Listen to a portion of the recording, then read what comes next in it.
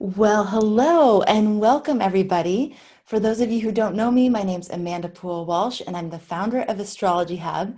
And today I am here with astrologer Nadiya Shah. And I reached out to Nadiya months ago, like in the beginning of everything that was happening. I was like, Nadiya, I need to have you come on and speak to the audience about what's happening. And we're finally here. So it's awesome to have you here, Nadiya. Thank you so much for joining us. It's amazing to be with you always, Amanda. I love being with you. I love talking to you. I love Astrology Hub and all the amazing people. So, hello, everybody, and thank you for having me. Oh, so good. Awesome. So, what we would love to talk with Nadia about today is the larger historical astrological perspective for what's happening right now and how understanding this through time, studying the cycles and the way the energy has moved through time can actually help inform us right now and help us to really make the most of the energy and the transformative power of 2020. So, Nadia, let's start there. Tell us about the historical context and how you're seeing the cycles merge right now. Well, I think it's a really exciting time to be an astrologer. There are huge astrological trends taking place and very rare astrological phenomenon. And the last time we saw this type of phenomenon, it did put us on a whole different trajectory as humanity in very powerful ways. So if you think about, we started the year with this conjunction of Saturn and of Pluto in the sign of Capricorn. And the last time we saw something like that in the sign of Capricorn, it was what we historically call the Protestant Reformation. And this was a period of time where we were, as humanity, starting to realize that we wanted to move away from intermediaries. We wanted to move away from this understanding that you needed somebody to help you to understand the Word of God itself, and move towards an understanding that you can interpret the Word of God for yourself. And up until this point in history, this was blasphemous. This was not something that people even conceived of. And then here we were as humanity saying, no, I am worthy and I'm able to actually decide for myself what my relationship with the divine is going to be. And that represented a huge shift in consciousness. It was us essentially redefining who we are. And I do believe that this is what forms the foundation to the modern world that we have today. Everything that we have today, in terms of how we understand ourselves, springs forward from this place. If you think about it, this idea that you don't need intermediaries, it is a way of us acknowledging the sense of our own divinity within us. And it is there that we start to see the seed of this idea that maybe people aren't necessarily born being better than others. They aren't necessarily born as, again, intermediaries like the kings and the queens. And this in turn, leads to the world that is created afterwards. You think about the French Revolution, the discovery of Uranus, the United States. All of this is predicated on this idea that you alone are enough. And that is rooted in the Protestant Reformation. And this is a huge shift of consciousness, and we are now taking another leap. And it's happening right now. We're in this transitory moment, if you will. And I know that 2020, it can feel really difficult, but in its own way, it is helping us to get to that core of ourselves. And it is helping us to find that sense of a shift that I believe is taking place and will redefine what it means to be human for many, many years to come. And then the other huge thing that's happening, like if that isn't enough, we also are ending the year with a rare phenomenon of the great conjunction of Saturn and of Jupiter in the sign of Aquarius. The last time that happened was 600 years ago, and that was the printing press. And the Protestant Reformation isn't possible without the printing press. It isn't possible without everybody having access to books in a way that they hadn't before. And I do think that this is going to be us entering a whole new understanding of what it means to access information. And, you know, I've been saying that we have thought that we are in the information age, but I do think when we look at all that's coming up in this coming decade, we will think of what happened up until 2020 as sort of the information age in its very infancy. And so much of what we have yet to see of the way in which we are going to process and exchange information probably hasn't even been invented yet, but it is going to be integrated as part of the world, as part of culture, as part of society very quickly as we move towards the end of the decade. So there are huge things that we have to look forward to. I think it's a very exciting time to be an astrologer as well, to be able to glimpse this mystery. Oh yeah, and we're seeing so many people turn to astrology in this time for guidance because it does transcend a lot of the narrative that's going around. It's like sitting at a higher level, helping us understand from a bigger perspective what's happening for us as humanity, for this planet. You know, so a couple of the themes that you just brought up. You brought up moving away from intermediaries. So moving away from having someone that we have to turn to ask for answers or solutions or direction, right? Right. So where do you, and in that at the time was the church, where do you see that really showing up right now? How are you seeing that show up in the storyline right now? So there are a few ways that I see that happening. One thing that I think is profound about this time that we're in is that a lot of us, right, a huge percentage of the world was told to stop, to be still, right, with the pandemic that came up. And it is in that space of stillness, as we have stopped, that we have had to come in contact with some truth that is within us. And we are seeing people truly reveal the depths of their psyche to us in remarkable ways. Now, I'll tell you, I'm in Canada right now. People who watch me regularly, they know when they see this background, it's because I'm visiting my parents. And in Canada, there's this mandatory self-quarantine that happens for 14 days, the first 14 days as you arrive. I live in Cancun, Mexico, and I have one more day of quarantine to go. Okay, so I have been in this house, other than just stepping out the door and taking a deep breath, I have been in this house for 13 days. And I have a whole other level of compassion for, you know, your mind really taking you places that you hadn't anticipated. Hmm. And the level of self-isolation I've had to experience here, I just didn't know in Cancun, because at least there I could walk my dog every day. I could go to the grocery store. None of that has been able to happen here. And it is very revealing, you know, when we're in this space of isolation and we are seeing collectively people reveal their traumas in their own way, what it is within them that needs to be healed, whether it is frustration, whether it is fear, whether it is genuine pain that is only desiring to be acknowledged within them or from others. We're seeing all of this come to the surface. We're seeing a lot of people now become aware of the truth of how they really feel about their lives. And I think that this is ultimately part of the wisdom of this time, right? So this idea of intermediaries, how I see it, is us on the precipice of the Aquarian age. Once Pluto enters Aquarius, we will be fully in the Aquarian age. We've been in transition for a while with the discovery of Uranus, but we will fully step into it once Pluto starts entering Aquarius in 2023, 2024. Right now with Saturn in Aquarius, just having dipped in, we'll retrograde out next week, and then we'll step back in December. With Saturn, it's showing us our own resistance in some ways, but Aquarius to me is an energy of inner authority. That's ultimately what it truly represents, is this idea that there's some wisdom within you that you can trust, and you can allow it to lead you in a direction of knowing what is right for you.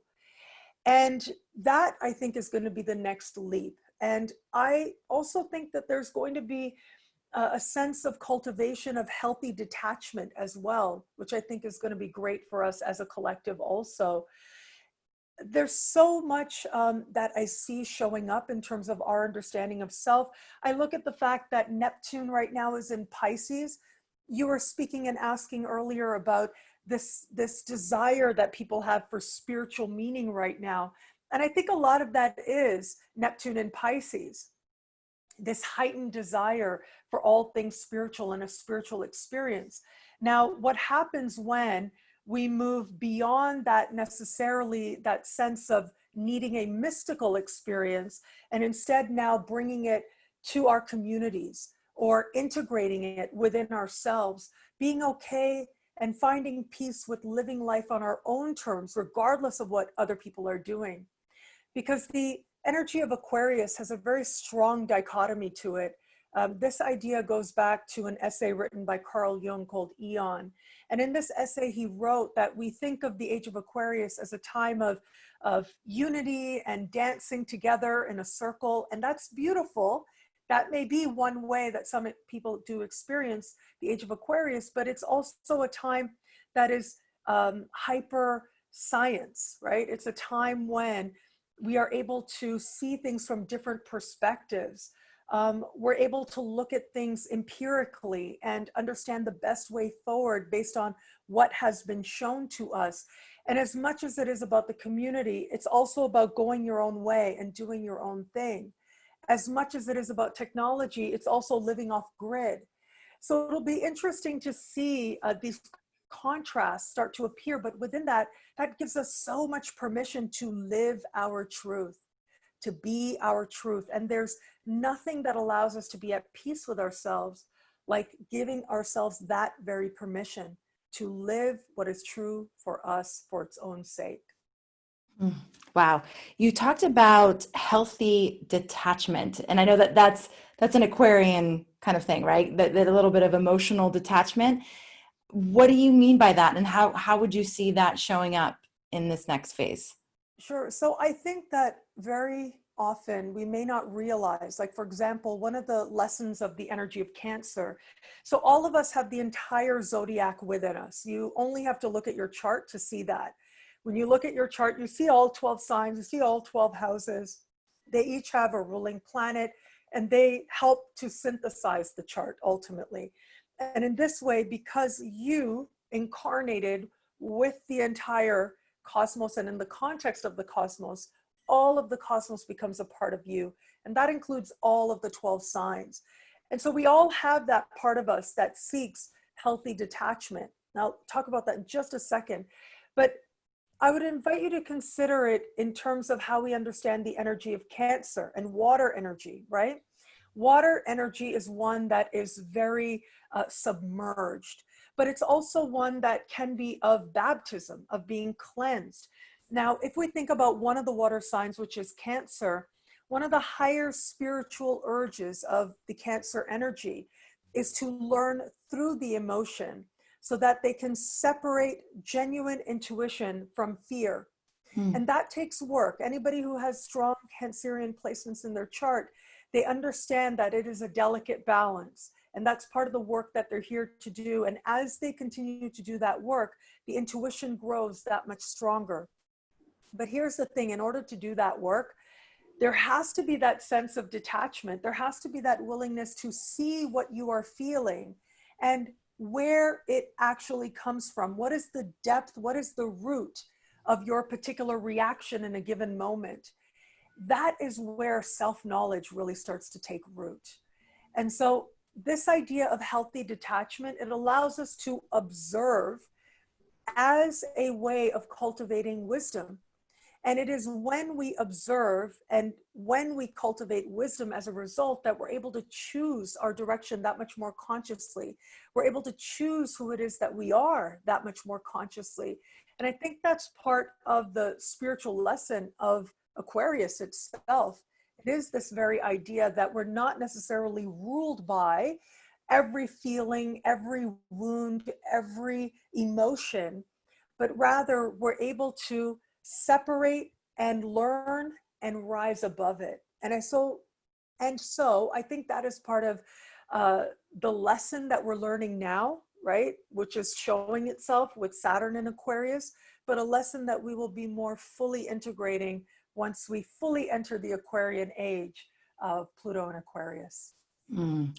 I know it's showing up a lot, like lots of opportunities to practice that. Like, where is this really coming from? What's driving this like intense emotion that I'm feeling right now? So, when do you see the intensity ending? And what I mean by that is maybe not, I mean, I know it's life, so it's perpetual, but this like real condensed amount of energy happening all at once. When do you see that lifting It's a going to little? be with us. I have to say, I see it with us for a little while. Yes, this year is especially intense. Part of the reason is, of course, the retrogrades of Venus that we are now ending, as Venus is standing still, going direct tomorrow, and but won't be out of shadow until we move towards the later days of July. And just as Venus starts leaving shadow, Mars enters shadow. So we will begin this extended Mars retrograde season, and it is going to be a very intense Mars retrograde season, is how I'm seeing it. But you add to this the fact that once we get into 2021, we are going to have a series of squares between Uranus and Saturn. And to me, that is us making sense of, integrating, striving to understand what this coming age is going to be. This is the ancient ruler of Aquarius squaring off with the modern ruler of Aquarius, and the ancient ruler in the sign that it rules. And so we are going to see this sense of change, of a desire for evolution, collectively, certainly, but individually as well.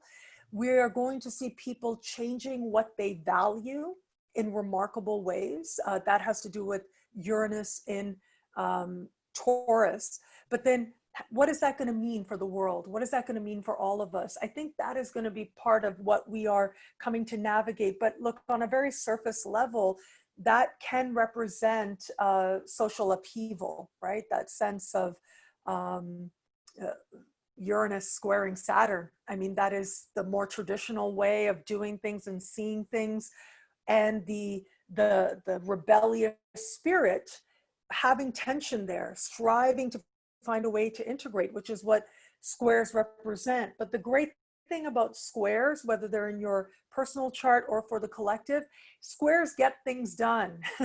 Squares mean action, they mean motivation.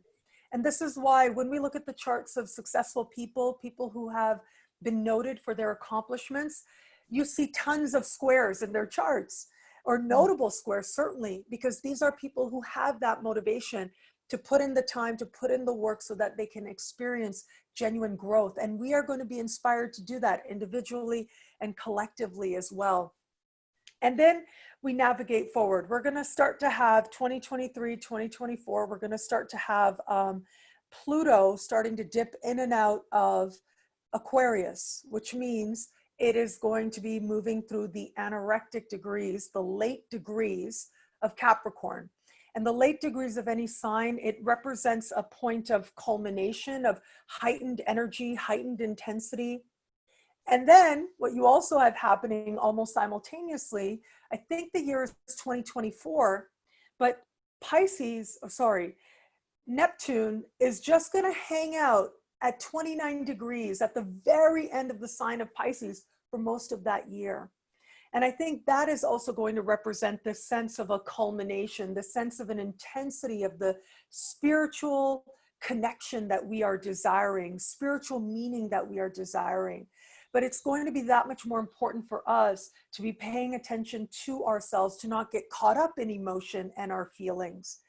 And then after that, the energy really starts to shift. I think that the breakthrough moment for us, when we look at it from the context of the decade, is going to be 2026, 2027, when Uranus in Gemini trines, makes a rare trine to Pluto, an ongoing trine. I think that is going to be that sense of growth and evolution and integrating the changes in a harmonious way that changes lives for many, many people and individually as well, that integrates technologies more fully and that allows more of us to be ourselves and to live peacefully in more of the world than ever before. So I know that it's hard, and I'm not saying it's all hard, right? There's good stuff happening simultaneously as well. And there's lots of opportunity for us to grow and to own what it is that's going to bring us peace, that's going to bring us happiness. But my hope is that when we look at it from the larger context, we know that we're headed in a very empowered direction. You know, I really believe that we are older souls than ever before. And in some ways, we're packing in several lifetimes into one in a way that we never had before in human history. Like, for example, there was a time when you would be very young and you'd know who you were going to marry. Like, that was decided for you. And you would marry that person and that would be it. You knew what your job was going to be because it was going to be the same thing that your father did and your grandfather did. But now it's almost unusual to have only one major relationship in a lifetime, right? Now it's very, very common.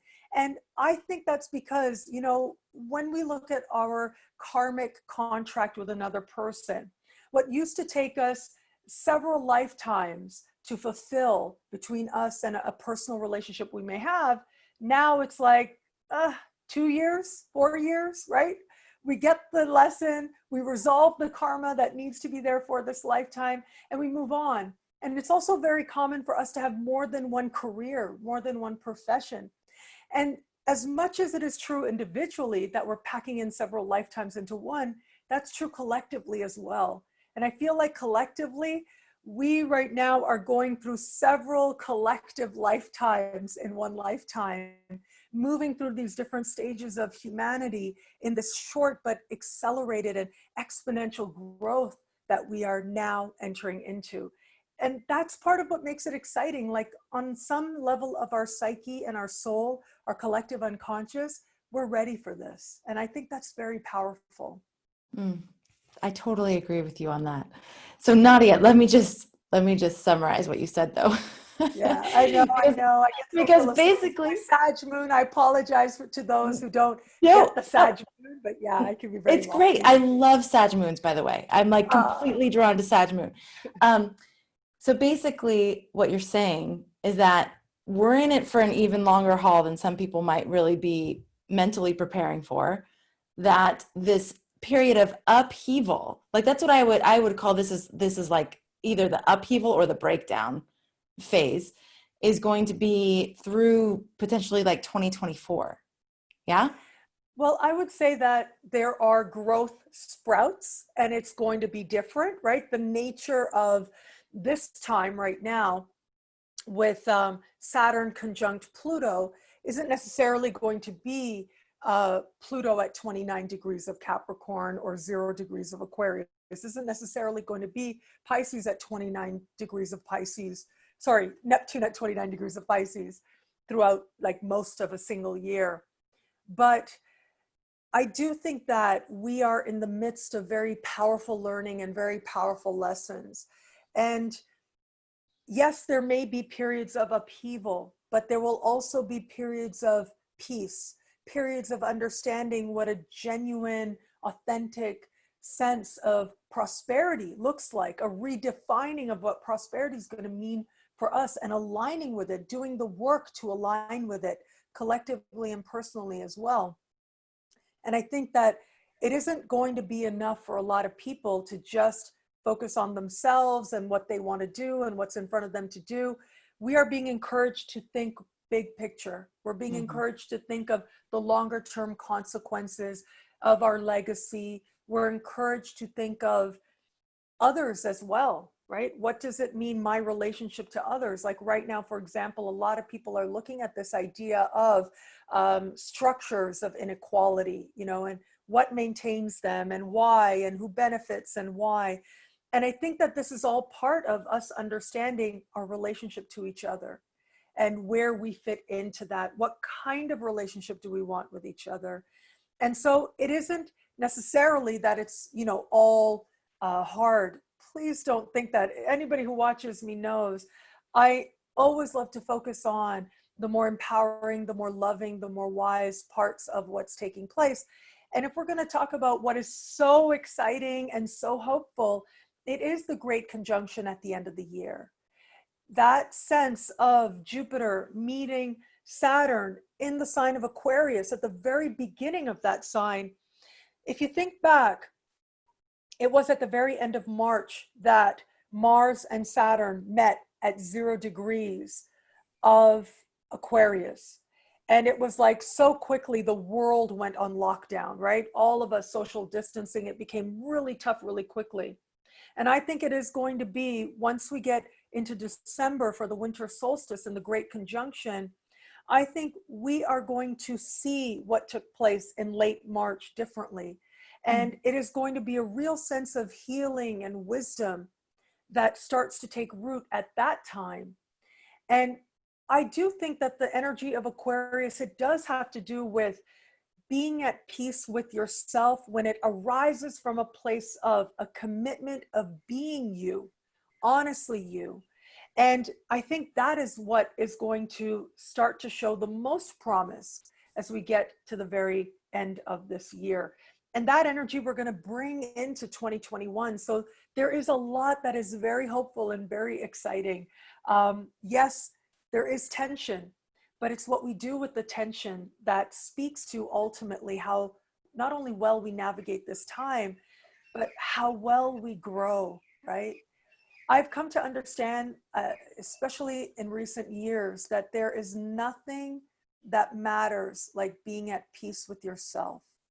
Being at peace with yourself and your choices is really, outside of that, everything else, it diminishes compared to that state of spirit.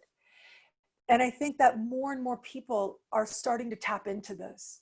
And sometimes we need the chaos and uncertainty of the world around us to remind us that there is a place of peace and truth within us, that truth is peace. And I think that is part of the blessing of this time. Mm. Nadia, what would you say to people that are having a really hard time? Like they're having just a lot of pain, a lot of breakdown, a lot of stress and struggle right now. What would you say to them? Well, first, I want to say I understand. And my heart just goes out to you so much because I know what it is like to go through a dark night of the soul. I know what it is like to be numb and to be in so much pain that you just can't feel anything because the pain is so intense. And to live in that space, I know what that is. And I can say that on the other side of it, there is something else, there is something better. And so the best that you can to utilize this time, feel what you feel to the best of your ability, do what it is that's in front of you to do to the best of your ability, and surrender to the journey, surrender to the process. And if you can do that, if you can cultivate faith, then what you're going to find on the other side is you, like who you really are. I recently posted something, this whole field, this new field of psychology, and it is rooted in this understanding, this study of post-traumatic growth, right? So normally we focus on the stress, post-traumatic stress, but there's this whole field of study emerging now that looks at how people are better once they've navigated through very challenging times, very traumatic, difficult times. And, you know, I do think that this stillness that has been forced on us, what it is stirring within us, that truth is so hard for some people. It is so painful for some people. And it really is okay. Feel what you can and let the rest go. There are times when, and there are people right now who are watching this for whom maybe all they could do today was take a shower. Like that is their barometer of their success. And that is a lot. It's when we judge ourselves, we think we need to be somebody else or something else. I think that's when we end up creating a greater cocoon, when acceptance and just being will allow the growth to take place organically. So if you are in a dark night of the soul, like a lot of us are right now, and collectively, there are places in the world right now that are in that dark night of the soul. Know that Nothing is static. All things evolve, all things change. And even this time, when you look back, it will have its wisdom and it can make you better. And this field of study, what they're discovering is that because of people going through trauma, because of them addressing these hugely painful periods of their life, they become more compassionate, they become more resilient, they become more spiritual, they dramatically are able to alter their lives in directions that they hadn't even considered before. Before I had my dark night of the soul, being an astrologer, that wasn't even on my radar. You know, it was just something that was always there, but actually doing it in any kind of meaningful way, having this be part of my contribution, my life, my legacy, it wasn't even on my radar. But now I can honestly say that it has been one of the greatest blessings to me in unexpected ways, in an infinite amount of ways. And when I think about that dark night of the soul, some of the pain, a lot of the pain was rooted in releasing an illusion of what I thought my life was supposed to be, or who I thought I was supposed to be, and then not knowing who I am without those things. But on the other side of it, I can say the work, the patience, the cultivation of faith, it is worth it because it's showing you something within you that is incredibly valuable and that is eternal and essential. And that will be with you for the rest of your life.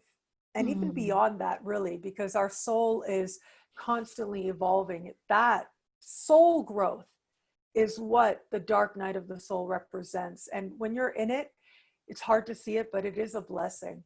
And on the other side of it, you see the blessing. Mm, totally. We both share astrology as our one of the biggest gifts of our dark nights of the soul.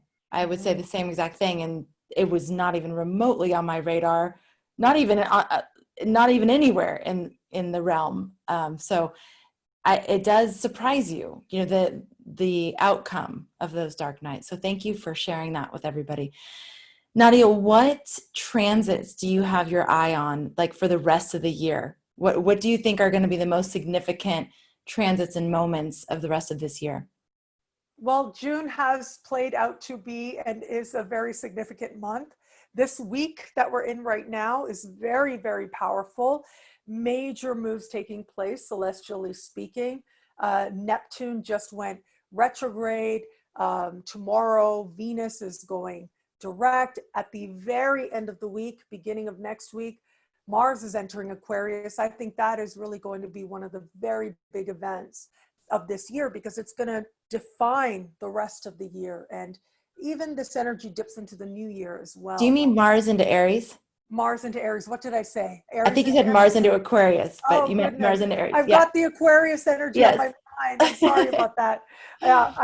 It was earlier this year at the end of March that Mars conjuncted Saturn in Aquarius. We are now beyond that. And right now, as we're speaking, Mars is at the very end of the sign of Pisces.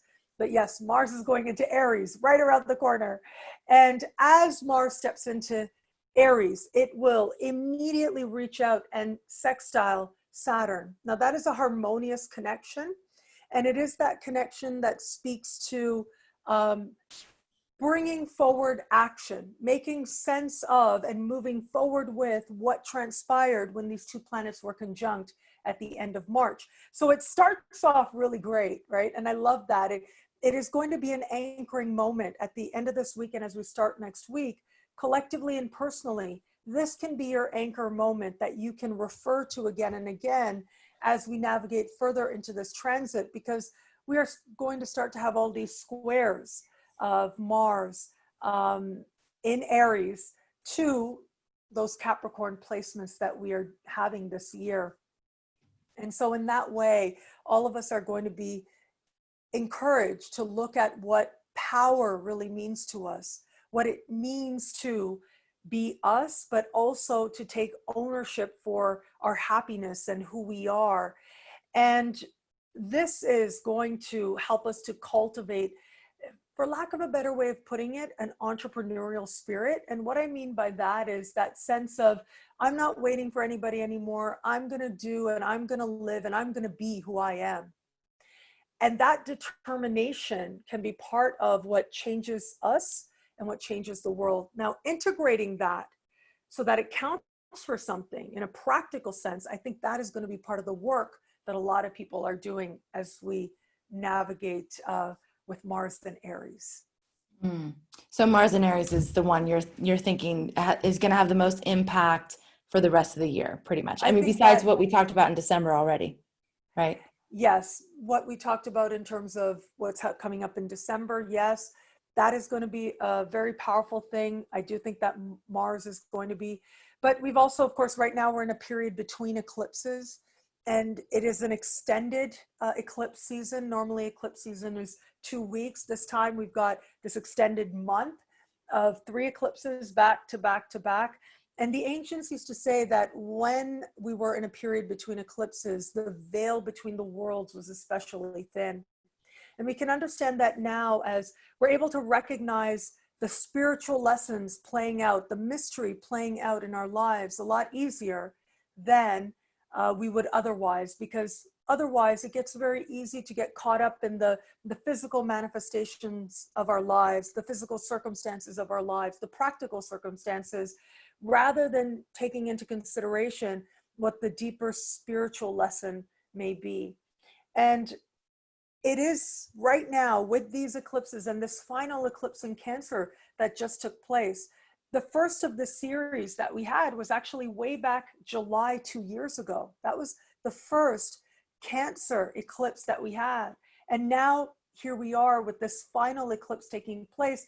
And Cancer is an energy of being at home in the world, certainly, defining home, certainly, but being at home within yourself, within your body, within your skin, finding that level of comfort and ease within yourself and understanding what you need to connect with that space within you. And I think that is a huge opportunity taking place that we are in the midst of right now. Mm. Nadia, last year you were an inner circle guide, right? That was last year, Yeah, 2019. I think And so. Yeah. you Yeah. did a mastery class on the 6th and the 12th house. And so we looked at what those houses hold for us, especially in terms of our purpose. And how would you say that we can use the 6th and the 12th house in our chart right now to help us navigate through this time? It's so powerful how you really can use all of the chart and all of the houses at any given moment. I find the 6th and the 12th houses incredibly important because the 6th house is about your day-to-day life, your daily rituals, the little things that you do that affirm and show what it is that you really believe. And the 12th house is what's happening when you plug into source, what's happening on unconscious levels. And it speaks to faith as well. Now, consider this. It's one thing to say that you have an understanding, have a connection with the divine rather, however you understand that, right? However you conceptualize that, whatever name you call that. There's divine energy, there's plugging into source, connecting with divine energy. And then there is the thoughts that you actually hold, the small actions that you actually take. It is in these small actions that you show what it is that you actually worship. It is with your thoughts that you show what it is that you are actually praying to.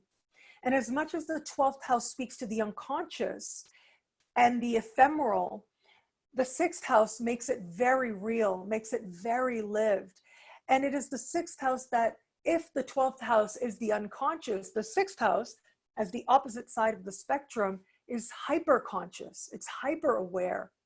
And that can be part of the blessing of these two houses, is that it encourages you to take your faith and make it real. There's a phrase that says, faith without works is dead.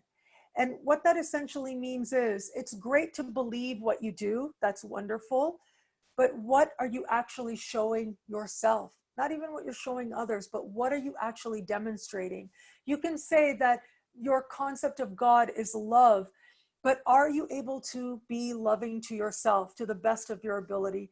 And we can judge ourselves so hardly and harshly in that, but sometimes just acceptance for where we are today and in this moment is an act of supreme self-care. It is an act of supreme self-love. The willingness to accept ourselves as we are and to actually be mindful of our thoughts where they are not allowing us to be accepting of ourselves, that diligence to at least observe them and change them, that is a type of devotion that we get to express to divine energy itself. And so I think that the sixth house allows us to live what it is that we feel, what it is that a higher concept is. I spoke earlier about this idea of the shift in consciousness that is taking place for us. The last time we had this conjunction of Saturn and Pluto, it was in Capricorn. It was this shift in power, but the power was rooted in us. It was us defining ourselves differently and claiming our right, claiming a sense of worthiness, because you have to believe on some level that you are worthy in order to even contemplate, even consider that you could interpret the word of God, that you can forge a personal relationship with God. And so now here we are, and we are taking this to the next place of growth, the next place of our evolution. And how we live that, that shows up in the sixth house in very powerful ways. Mm. Wow. You know, one of the things that's come up for me recently is I had a friend in town and she had all these beautiful rituals she would do like throughout the day. And she shared many of them with me, and it was so awesome. It was like being in temple, with a sister. And there was a part of me that was envious though, because she does this all day, all the time. It was like, and so, but I was able to look at that envy or jealousy and be like, oh, but that just means I would like to do that for myself. That just means there's an opportunity there for me. Like that thing that I'm quote unquote coveting is just means that there's a real deep desire to do more of that in my life. So it is interesting to see how we can find cues, when we're harsh on ourselves or judgmental of ourselves for not living up to some certain standard. It's like, well, just recognize it and then start to move in that direction and do more things. So now I have a 42-minute practice every day that's That's that I've been amazing. committed to, which is great. Yeah, It's 42 yeah. minutes and it's making me feel so good. So yeah. And the amazing thing is that we are doing that anyways, consciously or unconsciously. Wherever it is that we are putting our attention, it is a type of devotion. And I think that this is why spiritual traditions, many of them, of course, not exclusively, but many of them, they have this sense of prayer, maybe being a once a day thing, but we see a lot of traditions where you integrate it into your life. You stop what you're doing and you go and do some sort of a devotion. I'm thinking about some of the Buddhist traditions, some of the Hindu traditions, the Islamic traditions. We see this concept show up again and again, where whether it is based on the position of the sun, the time of the day, you and we are asked to stop and be still and to focus our mind, to contemplate the divine in some way. But I would say that in a way we are already doing that. Like, we may think that, oh, I'm just obsessing over this TV show, but on some level that is speaking to you on a level of archetype, on a level of myth, on a level of truth that resonates within you. That's what's calling you towards it. And so it is about choosing consciously what we are going to devote ourselves to, that I think puts us in a place of that much more conscious growth, which I think is a place of power, personal power. Absolutely. Whew, Nadia, you are so amazing. I am so happy that we had this opportunity to connect and to share and to have this anchor point, because the last time we talked was right in the beginning of when everything was starting to happen, sometime in February. You were on the Your Soul Purpose panel for the Your Soul Purpose course that we have. And your energy was so, I mean, the whole panel was amazing. All of you astrologers were on fire. And I remember it being so inspiring and hopeful as we were sort of plummeting into this really chaotic time. You were all there to say, look, guys, it's okay. It's okay what's happening. And so it's just great to connect with you now. I feel like we need to put something on the calendar for like December, because it'll be another touch point in this year That'll and be it'll be very really great to powerful. connect in. Yeah. Yeah, I would love that. And you know, I'm so proud of you. You just keep shining so very bright and you live your truth. And I just think that you're doing amazing things in the world, Amanda. Good for you. I know a Thank lot of you. people benefit and the collective unconscious benefits. When one person shares love and shares truth and shares passion, it opens the energy that much more for that many more people. And of Mm. course, I love it that it's in service of astrology that much more because it's something that I am in service of as well.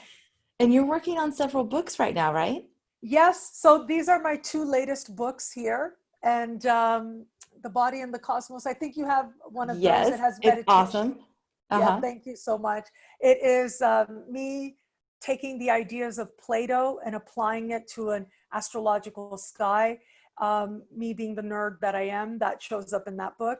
And then Prayers to the Sky is astrological magic, is essentially what that is. And it has a lot of origin myths of the different planets and prayers from ancient Greece and prayers that I've written as well. And so that shows something about devotion and how I like to live it. And my next book is coming out in August 22nd, and that is called The Universe is Wise and Loving, and it's based on the nodes of the moon. So yes, lots of things in the works, but also such a privilege, you know, to be trusted, to have something to share, to have something to be passionate about, and to have people resonate with that. It truly is such an amazing thing. Mm. You know, it's one of the things that blows my mind, and it did from day one of interviewing astrologers, is how passionate you all are about your work. Decades into it. You know, I would be interviewing people who have been practicing astrology for 40 years, and there was still this like childlike wonder and enthusiasm and newness. You know, there's always new things to discover and be on the frontier of. So it's a wonderful dedication. Any of you out there thinking about going down the path of astrology, I and I'm sure you see it mirrored in all the different astrologers that we speak with here at Astrology Hub, but it's an incredible path, and there's there's a lot of people that you can help with it. So Yes. it's yeah. And one lifetime isn't enough to know all there is to know. That's why it's so exciting. That's why it's like, wow, there's a new way to understand. There's a new way to live it, you know? And it's one thing when you learn it theoretically, it's another thing to live through it with everyone else as a collective. It's just such a rewarding and exciting path, but it's a path of self-knowledge. You know, it was Plato who said, why do we contemplate the sky? We contemplate the sky to cultivate wisdom. Like Mm. that is the whole point of it, according to Plato. And there's something very exciting about being able to put at the forefront of your life, I desire to use as much as my time, my creative energy, divine energy as possible to cultivate wisdom. And we're never going to be perfect, right? Like we're here, as Gary Zukav called it, this is the earth school, right? We're here to learn.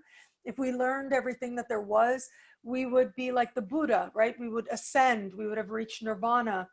But I don't think that that's the point. I think the point is to be messy and to get in it and to feel it all and to be like, wow, why did I do that? And to be willing to explore the why and to love yourself through the process, even when it's hard. And even if you don't realizing it, you are loving yourself in the process. You being here is a supreme act of self-love. You being willing to navigate one more day is a supreme act of self-love. And it's just amazing to do it consciously, you know. But of course, astrology just is, the sky just is. It is us as astrologers that imbue it with meaning. And when you gaze upon the sky, you are ultimately gazing upon yourself and what you believe about the world and what you really think. And I happen to believe that the world is a spiritual learning playground that sometimes can be really hard and sometimes can be painful, but is incredibly rewarding. And so that's what I bring to my astrological practice. And it's just exciting to see, you said something about astrologers being a certain way. And I thought, to be an astrologer, you have to be willing to be on the fringes a little bit. You have to Totally. be willing to be out there. And that is a supreme act of self-trust. And Yeah. when you're in that space, when you know you're on the fringes, you might as well have fun. You might as well. Yeah. So true. Well, so I have to just mention for any of you interested in taking your studies further, the Inner Circle is open for enrollment only until next Tuesday.